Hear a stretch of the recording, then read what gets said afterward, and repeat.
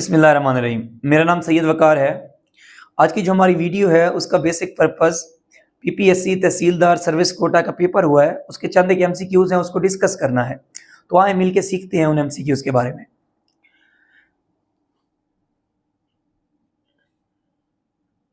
उसके अंदर एक सवाल पूछा गया था, लार्जेस्ट एक्सपोर्टर ऑफ एलएनजी। तो इसका जो सही जवाब है वो यूनाइटेड स्टेट्स ऑफ अमेरिका है, यूएसए। वो लार्जेस्ट एक्सपोर्टर है एलएनजी का। एलएनजी कहते हैं लिक्विफाइड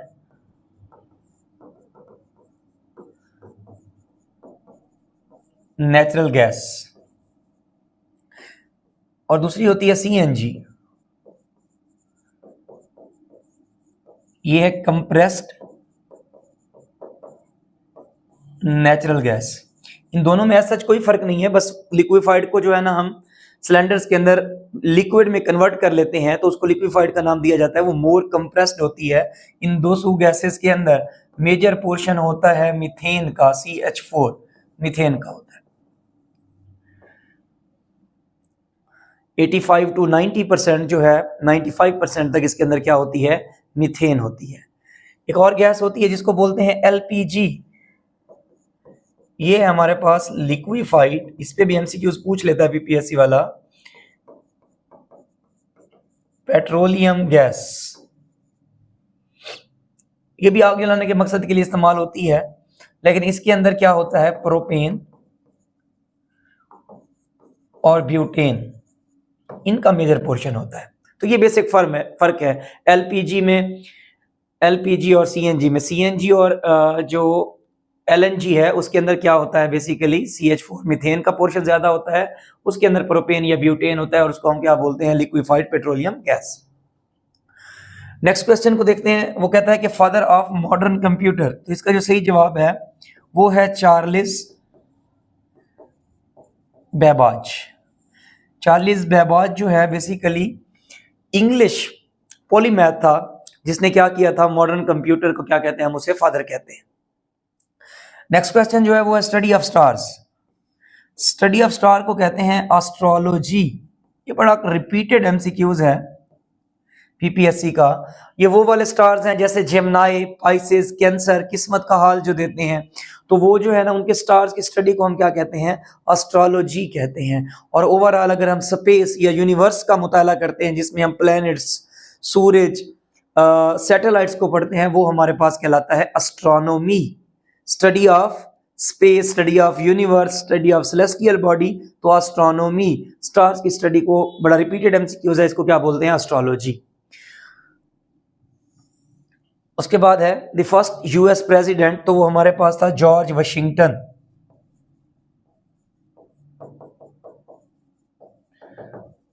पहला प्रेसिडेंट कौन सा था, George Washington. George Washington basically US से आजाद हुआ है 4 जुलाई 1776। उसके बाद उनकी जंग चलती रही, फिर यूएसए ने अपना कॉन्स्टिट्यूशन लिखा 1787 में, फिर वो रेटिफाई हुआ 1789। तो जॉर्ज वाशिंगटन भी 1789 से ऑनवर्ड क्या रहे, यूएसए के प्रेसिडेंट रहे, और इन्होंने 2 टर्म्स ली। बाय लॉ नहीं था, इन्होंने एक कन्वेंशन बनाई, 2 टर्म्स के बाद छोड़ दिया था। तो पहला जो प्रेसिडेंट है वो क्या है, जॉर्ज वाशिंगटन है। फिर नेक्स्ट क्वेश्चन है हमारे पास, सिस्टर ऑफ हजरत उमर रजी अल्लाह तआला अन्हु एक्सेप्टेड इस्लाम। उनका नाम था फातिमा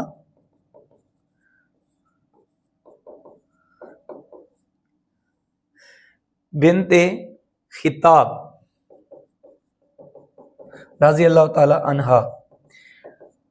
इन्होंने क्या किया था, इस्लाम कबूल किया था, और इन्हीं की वजह से हजरत उमर ने भी इस्लाम कबूल किया था। सूरत ताहा की तिलावत कर रही थी जब हजरत उमर इनके घर गए थे, तो उसके बाद हजरत उमर ने क्या कर लिया था, इस्लाम कबूल कर लिया था। तो इनका सही ऑप्शन फातिमा था। नेक्स्ट क्वेश्चन पे चलते हैं।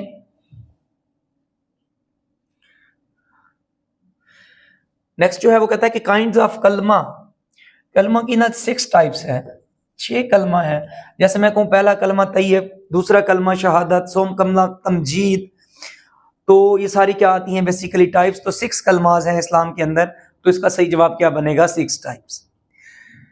दिल रखना मीनिंग, इसका मतलब होता है दिलासा देना। टू कंफर्ट,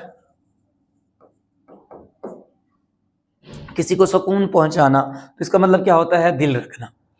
फिर जो है हमारे पास डॉट मैट्रिक्स, डॉट मैट्रिक्स जो है इसका सही जवाब जो है बेसिकली ये हमारे पास क्या है, प्रिंटर कहलाता है। डॉट मैट्रिक्स क्या कहलाता है हमारे पास, प्रिंटर कहलाता है।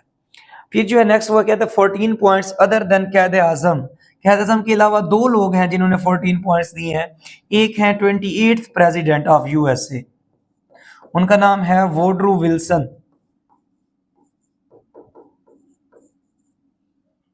वुडरो विल्सन ने क्या किए थे, 14 पॉइंट्स दिए थे। कब दिए थे, जनवरी 1918, और इन्होंने एंड किया था वर्ल्ड वॉर 1 को। ये बेसिकली वॉर को खत्म करने के लिए पॉइंट्स दिए गए थे, 14 पॉइंट्स। वुडरो विल्सन यूएसए के प्रेसिडेंट हैं, 28th प्रेसिडेंट हैं। उन्होंने जनवरी 1918 में क्या दिए थे, 14 पॉइंट्स दिए थे, जिसके बाद लीग ऑफ नेशन बनाई गई थी। वही लीग ऑफ नेशन आगे चलकर यूएन में कन्वर्ट हुई। और दूसरा है इनायतुल्लाह मशरकी।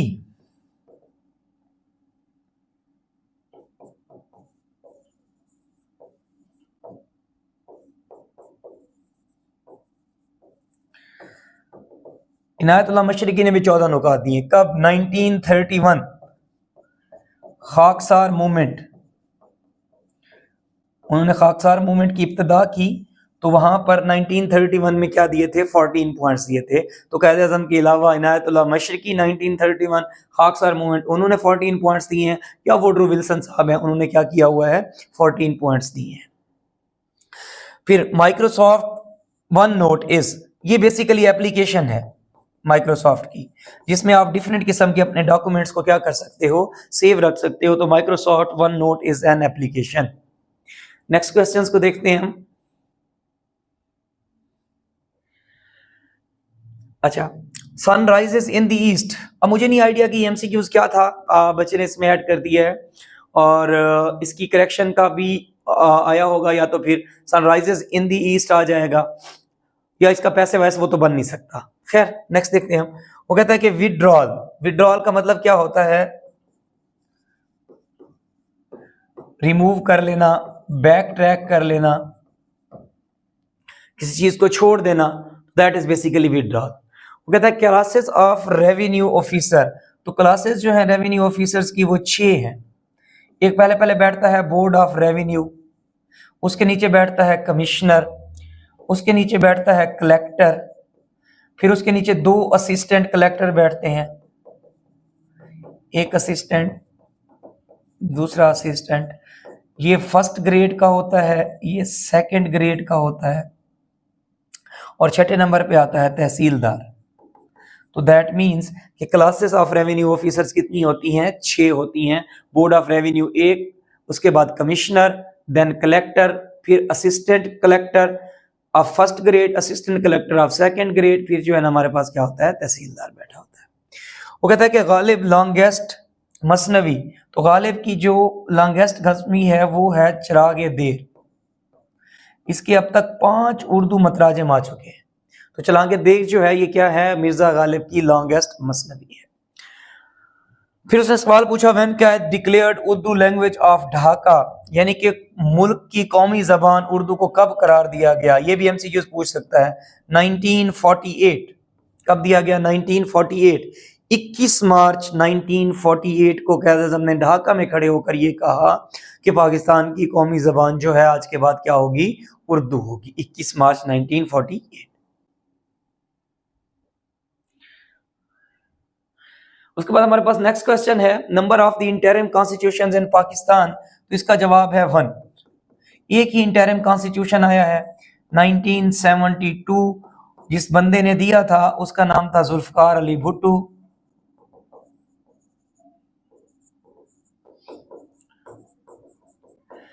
क्योंकि 1971 हमसे ईस्ट विंग बांग्लादेश अलहदा हो गया था, पाकिस्तान में तब मार्शल लॉ चल रहा था, तो फिर पाकिस्तान को में कोई कानून मौजूद नहीं था। 1962 वाला एब्रोगेट हो चुका था। तो भुट्टो साहब ने किसी कानून के तहत मुल्क को चलाना था, तो उन्होंने इंटरिम कॉन्स्टिट्यूशन दिया। क्योंकि ये मार्शल लॉ चल रहा था, इसी वजह से हम जुल्फकार अली भुट्टो पे एक और भी एमसीक्यूज आता है, only civilian chief marshal law administrator, chief marshal law administrator, यानी कि ये वाहिद सिविलियन है। वैसे तो चीफ मार्शल एडमिनिस्ट्रेटियन जो है, एडमिनिस्ट्रेटर जो रहे हैं वो मिलिट्री मैन है, जैसे अयूब खान, जियाउल हक, मुशर्रफ, और उसके अलावा जो मैं अगर बात करूं याह्या खान, ये वाहिद बंदा था जो सिविलियन था लेकिन मार्शल लॉ को हेड कर रहा था। तो फिर उसने इंटरिम कॉन्स्टिट्यूशन दिया, कुछ वक्त इंटरिम कॉन्स्टिट्यूशन के बाद पाकिस्तान चला, फिर जो है ना पाकिस्तान में 1973 का कॉन्स्टिट्यूशन मुतारिफ कराया गया। तो दैट मीन्स पाकिस्तान के अंदर इंटरिम कॉन्स्टिट्यूशन सिर्फ एक बार आया, 1972, जुल्फकार अली भुट्टो ने दिया। UN number of articles, UN के अंदर 111 आर्टिकल्स हैं और टोटल 19 चैप्टर्स हैं। 19 चैप्टर्स के अंदर यूएन का जो चार्टर लिखा गया उसमें कितने आर्टिकल्स हैं? 111 आर्टिकल्स। फिर है शॉर्ट की टू अनडू, तो ये भी बड़ा रिपीटेड है, कंट्रोल प्लस जी, तो डॉक्यूमेंट क्या हो जाते हैं? अनडू हो जाते हैं। जो कुछ हम इरेज कर चुके हो वापस से क्या हो जाता है? कंप्यूटर पे प्रिंट हो जाता है। उसके बाद था मेमोरी कैशी, ये जो है ना ये मेमोरी आउटसाइड द सीपीयू होती है फॉर डाटा रिट्रीवल, इसको हम कहते हैं between RAM and CPU memory. Outside the CPU fastest memory जो है वो कैशी मेमोरी होती है। रैम और सीपीयू के दरमियान जो पाई जाती है मेमोरी, हम उसे क्या कहते हैं? मेमोरी कैशी कहते हैं। सॉफ्टवेयर फॉर www ब्राउजर, तो इसके लिए ढेर सारे सॉफ्टवेयर यूज होते हैं, जैसे गूगल क्रोम, वो भी क्या है? www सॉफ्टवेयर है, हमारे पास ब्राउजर है। इसी के इस तरह से मैं कहूं कि आईफोन के अंदर सफारी है, वो भी क्या है? ब्राउजर के तौर पर इस्तेमाल होता है। नेक्स्ट क्वेश्चंस को देखते हैं हम। वो कहता है साउंड इज अ सॉफ्ट और अ हार्ड कॉपी, तो साउंड जो है वो सॉफ्ट कॉपी है क्योंकि हम इसको कंप्यूटर के अंदर सेव रखते हैं, कंप्यूटर के बाहर कोई हम हार्ड फॉर्म में इसकी प्रिंट तो नहीं ले सकते। तो ये एक इलेक्ट्रॉनिक जो है ना बेसिकली कह लें कि इलेक्ट्रॉनिक सॉफ्टवेयर है, या इलेक्ट्रॉनिक सॉफ्ट के तौर पर जो है ना क्या रहती है? सेव रहती है जो साउंड है। उसके बाद है रसाला रिटन बाय इमाम शाफी,